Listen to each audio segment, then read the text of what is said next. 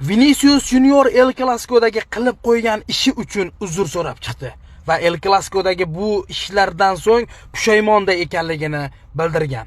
U Real Madrid mutasaddilaridan, Real Madrid muxlislaridan, Real Madrid prezidentidan, Real Madrid futbolchilaridan, murabbiylaridan, umuman Real Madridga tegishli kim bo'lsa, hammasidan uzr so'rab chiqdi.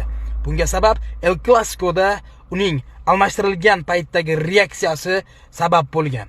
U o'z intervyusida, o'zining nutqida shunday deydi: Men Real Madrid futbolchisiman. Men Real Madridni yaxshi ko'raman. Real Madridda jang qilishni xohlayman. Menda ishtiyoq yuqori bo'lganligi uchun almashtirilgan vaqtimda e'tirozimni bildirdim. Men Real Madridga yordam berishni va g'alaba qozonishni istaganligim uchun bu so'zlarni aytdim.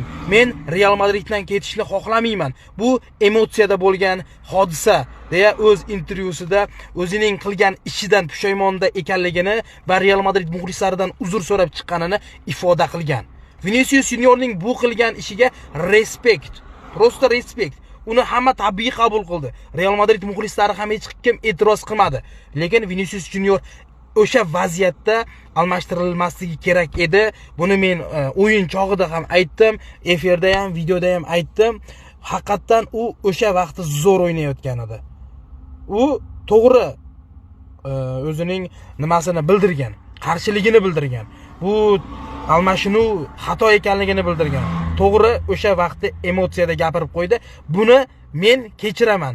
Sizcha Viniciusning o'sha qilgan ishini kechirasizmi? Real Madrid muxlisi, u sizdan ham kechirim so'radi. Menga obuna bo'lib qo'yinglar Real Madrid muxlislari, iltimos sizlardan. Juda ko'plab Barselona muxlislari ko'tarilib bormoqda. 50 mingtaga yaqin akkaunt egalari bor, lekin nimaga biz Real Madrid muxlislari bunaqangi darajaga chiqa olmasligimiz kerak?